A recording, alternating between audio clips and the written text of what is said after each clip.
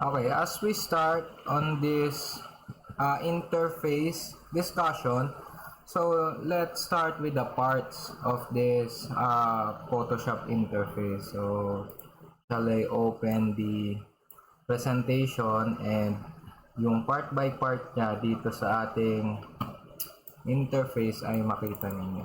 Okay, so basically, ito yung Photoshop on a simplified manner. So, dito sa taas natin, we have the menu bar. Okay, so yung menu bar na yan, i-highlight ko rin later on the actual Photoshop na application. And then, we have the document window. Dito siya makikita, which is yung document window na to will be your tabs, okay, ng mga projects or mga documents na ginagawa ninyo or composition layout na meron kayo. And then we have the drawing tools. Yung drawing tools nyo or yung tools panel nyo rather ay nahati sa dalawang tools. So, nakikita nyo tong cut line na to. So, dito on this panel, we have the drawing tools, and then dun sa half niya sa tools panel is called the selection panel. So, lahat naman ng tools na yon ay used for selection. And then, these tools naman sa baba niya will be for drawing. Okay? And then, let's proceed on the layers panel kung saan dito kayo naglalagay which is the foreground subject and which is the background. Okay? Para maayos nyo rin basically kung ano yung filter na dapat nasa harap at yung dapat nasa likod. Okay? And then, here you have the control panel. Yung control panel natin ay integrated siya on different tools na meron tayo dito, on which every tool have their specific settings. So, yun naman yung makikita nyo sa control panel. Okay? So, let's proceed forward. Ito basically yung tools panel. So, kung wari, this tools panel, mahatak nyo siya or makuha nyo yung window, you can easily clip this again dito sa left side. Okay? Pag nakita nyo yung blue na yan, then babalik na siya na naka-hover doon sa mismong interface mo. Okay. So, yung menu bar, ito sa taas may file, edit, image, layer, and so on. So, mamaya isa-isahin natin ano ba yung mga gamit mo at sa hindi. Ito naman si control panel, you have the settings, and then the layers panel is here. So, yung mga layers mo dito siya makikita. Again, sabi ko nga sa inyo, may hati siya. Okay, meron siyang selection panel and meron drawing tools. Okay? So, pwede siyang pindutin yung arrow na to para single yung lahat ng iyong tools, and then pwede rin naman na pindutin mo ulit yung arrow and then dalawa yung columns ng tools mo. Okay? So, let's forward.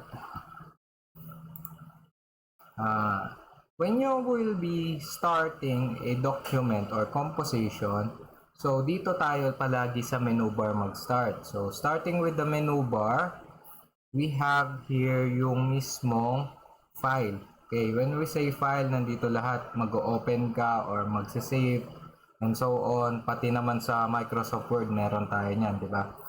So ngayon, nandyan sa loob ni file, yung mismong anong type ng size ng paper mo yung gagamitin, tarpaulin ba siya or paper. And then we have the edit as well, kung saan pwede mo rin i-edit yung mismong canvas mo. Kasi dito kahit paper yung gagamitin mo for printing, canvas pa rin yung tawag dun sa mismong composition na ginagawa mo sa Photoshop. Sa image din, ganon, when you will be editing the size of a canvas and so on. So let's practically start so that you will be able to see the settings.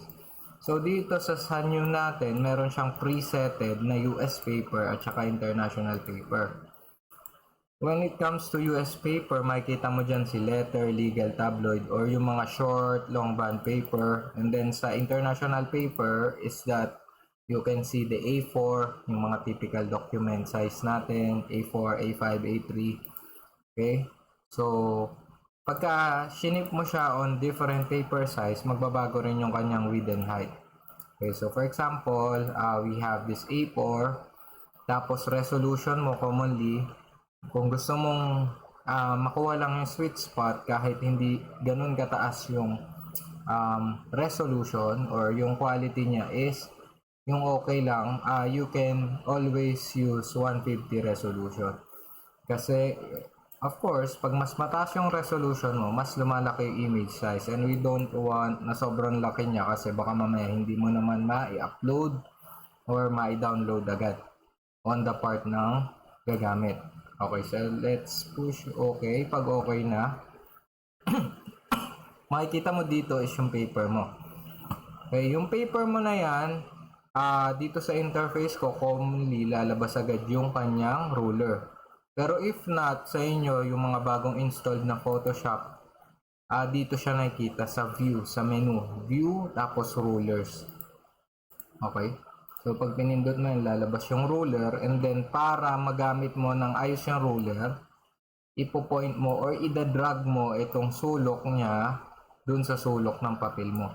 Para dun mag-start yung zero mo.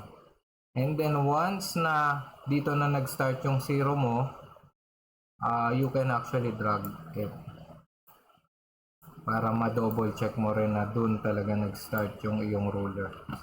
Okay?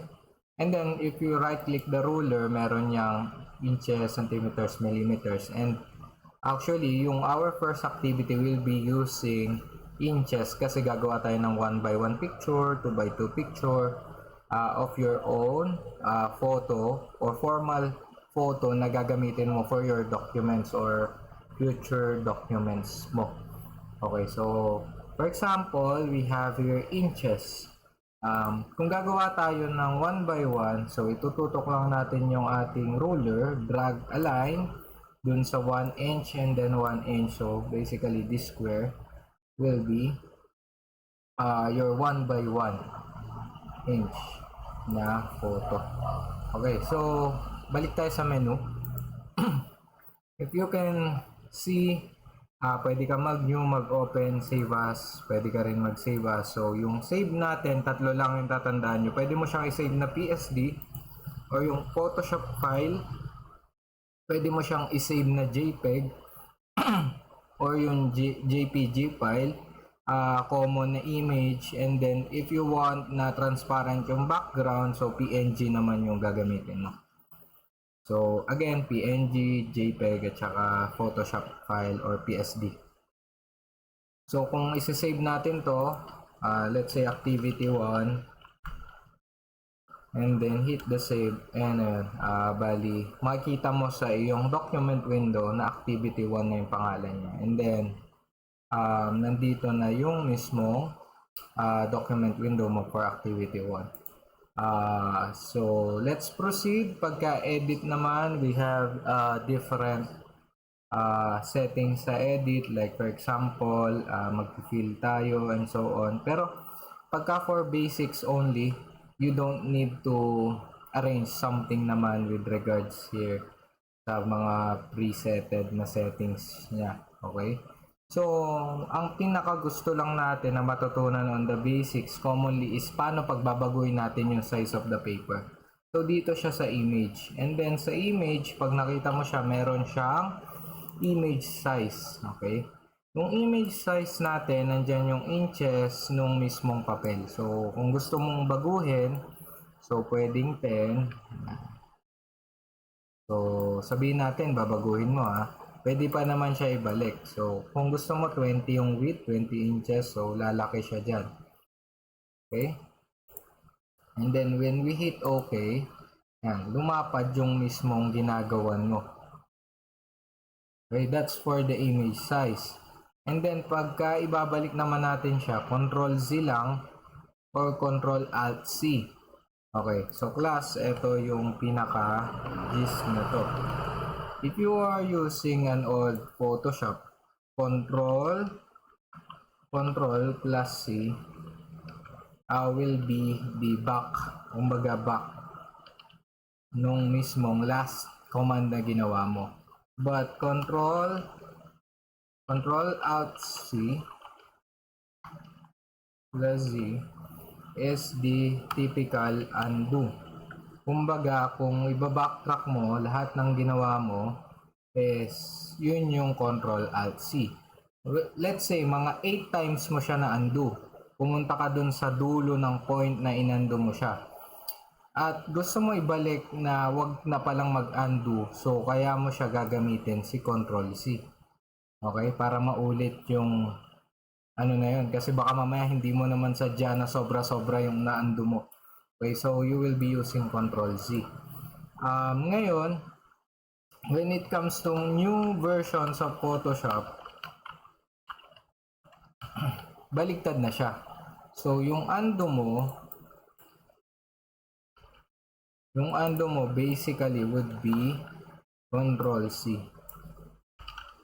And then yung back mo will be Control Alt C. But that's actually the new version. Pwede mo rin naman i-check yung legacy na undo para bumalik siya dito sa dati. Especially kami mga matagal na nag-edit. So, laging ito yung ginagamit namin. Okay, anyway, kung hindi ka naman masyadong madaming mag-undo, so kahit Control Alt C or Control Z lang na isa, will do just fine. Okay? So, dito sa menu, ano lang pinag-aralan natin? So, file, and then we have the image, and then actually yung layer. Pagka gusto natin gumawa ng bagong layer. Okay, yung layer na blanco, and so on, pwede dito sa layer. And then, next is type. Di naman masyadong kailangan gamitin kasi pwede ka naman gumawa lagi sa type tool. Later, ipapakita natin yan. And then, so on, kahit dito, ang aralin nyo muna is yung etong si filter. Si filter gallery, meron niyang mga filters na pwede mong magamit. So, parang, ano din siya, parang Instagram na pwede mong i-apply dun sa mga photos mo. Anyway, kung hindi mo naman try pag-filter, so hindi mo siya need i-select and so on. Yung 3D view, and help kahit hindi nyo muna pag-aralan kasi nga basics lang, baka may information overload tayo.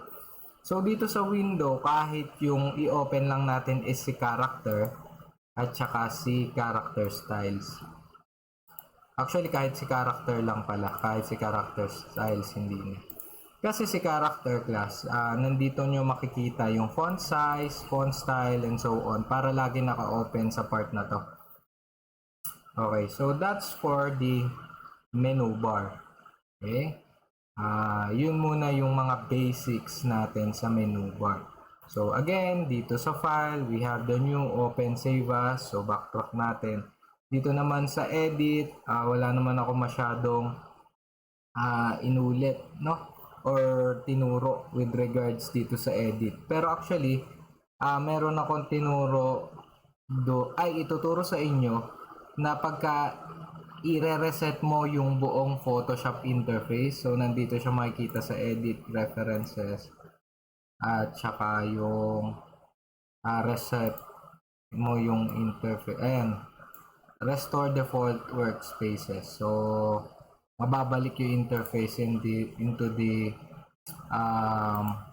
old way. Okay? So, pagka may mga maling nagagawa and so on, so pwede dito.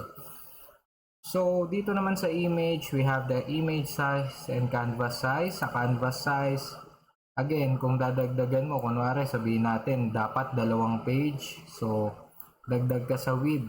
Sabihin natin 8.2 to. So, probably magiging 16.4. Tapos, select mo yung dito, yung arrow dito, para ito yung mablanko. Ibig sabihin, dyan lalabas yung isang page. Okay? So, yan. Pwede ka mag-2 page dun sa edit mo. Again, Control C natin, Control Alt C para 2 beses. Layer, meron tayo duplicate layer at saka new layer. Again, yung type select, 3D view and help, wag muna nyong pansinin. So filter, basically filter, pwede mag-blur, distort, and then sa window, again, ang pinakalikot ko lang dito sa inyo is yung character. so that you'll be able to work with your text. Okay, so yun muna. And then, follow your next video for the tools naman. Okay?